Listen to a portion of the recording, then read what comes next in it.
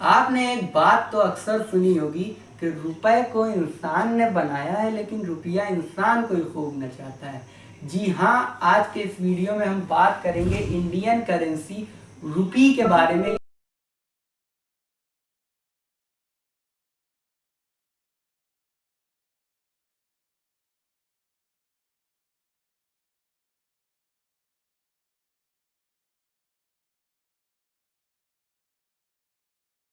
किस तरह रुपी की स्टार्टिंग हुई, किस तरह ये रुपया जो है टाइम के साथ चेंज होता गया, तमाम बातें जो भी है रुपए के बारे में आज के इस वीडियो में हम करेंगे।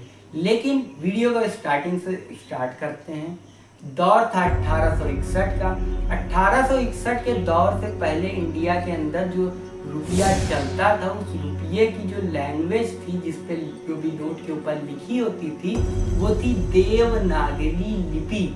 देवनागरी लिपि हिंदी को जिस भाषा में लिखा जाता है उसको कहते हैं, वो इंडियन रुपी के ऊपर लिखी होती थी। अब ये जो इंडियन रुपी था ये गवर्नमेंट के अंडर में नहीं आता था, ये इंडिया के कुछ पर्सनल बैंक्स थे जिनके अंडर में आता था, जैसे the bank of Hindustan, the bank of Bengal, general bank of India जैसे कुछ पर्सनल बैंक थे जो इंडियन रुपी को जो है अपने अंडर में लिए हुए थे। लेकिन फिर दौर आया 1861 का, जब इंडियन रुपी के ऊपर जो है प्रभाव पड़ा, अंडर में आया गवर्नमेंट के। इंडिया में रूल कर रही गवर्नमेंट ने 1861 में इसको अपने अंडर में लिया। लेकिन अब रुपी को जो है चलाने की जिम्मेदारी जब गवर्नमेंट की थी तो इसके कुछ सालों के बाद यानी 1935 में ये हैंड ओवर हो गया आरबीआई के पास। अब रुपए की सारी जिम्मेदारी आ गई थी रिजर्व बैंक ऑफ इंडिया यानी आरबीआई के पास। लेकिन इसके 3 साल के बाद कुछ ऐसा हुआ जो इंडिया में रहने वाले किसी व्यक्ति को पसंद आने वाली चीज नहीं है। इसके 3 साल के बाद यानी 1938 में इंडिया में रूल कर रही ब्रिटिश गवर्नमेंट के जॉर्ज 6 की फोटो इंडियन रुपी के ऊपर छपने लगी। ये किसी इंडियन को पसंद आने वाली बात तो थी नहीं, लेकिन इंडियंस अभी गुलाम थे, अभी आज़ादी लेने के लिए कोशिश कर रहे थे, अभी आज़ादी मिली नहीं थी, कर भी क्या सकते थे, रूल वो कर रहे थे। लेकिन वही कहते हैं कि एक दिन आया 1947 का, जब इंडिया को कोशिश कर रहे क्रांतिकारियों ने आज़ाद करवाया और आज़ादी के बाद ब्रिटिशों के साथ चली गई जॉर्ज 6 की फोटो इंडियन नोट के ऊपर से।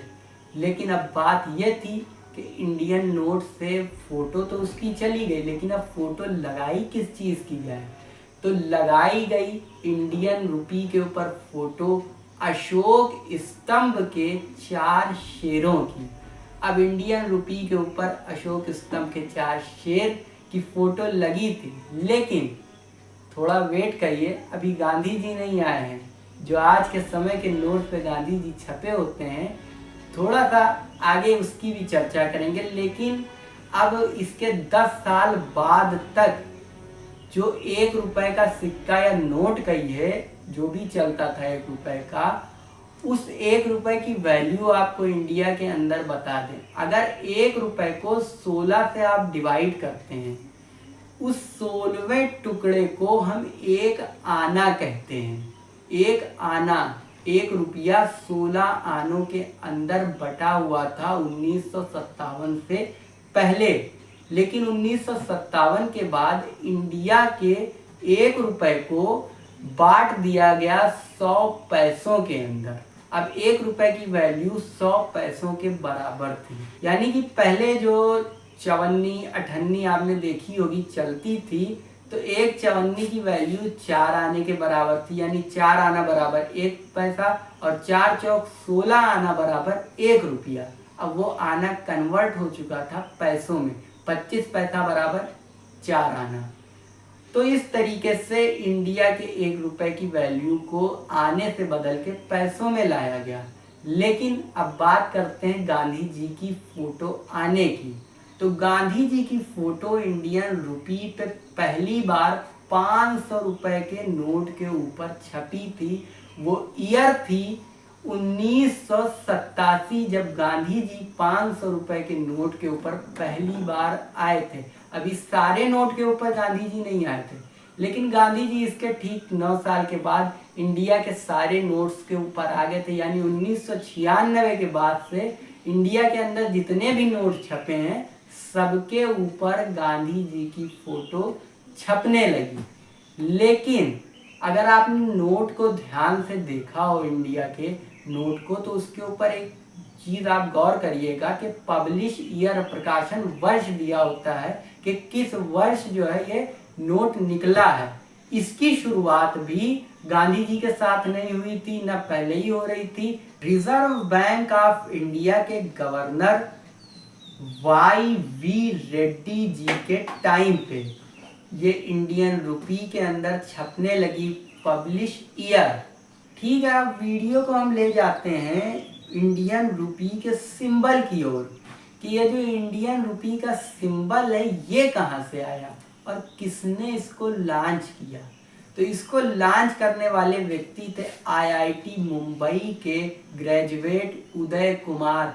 उन्होंने ये जो इंडियन रुपी था देवनागरी लिपि के रा और रोमन के आर को मिला के बनाया इस सिंबल को, जिसके बाद इंडिया दुनिया के उन 5 देशों के अंदर आने लगा जिसका खुद का एक पर्सनल सिंबल था करेंसी के मामले में। उम्मीद है वीडियो आपको पसंद आया होगा। वीडियो पसंद आया, अच्छा लगा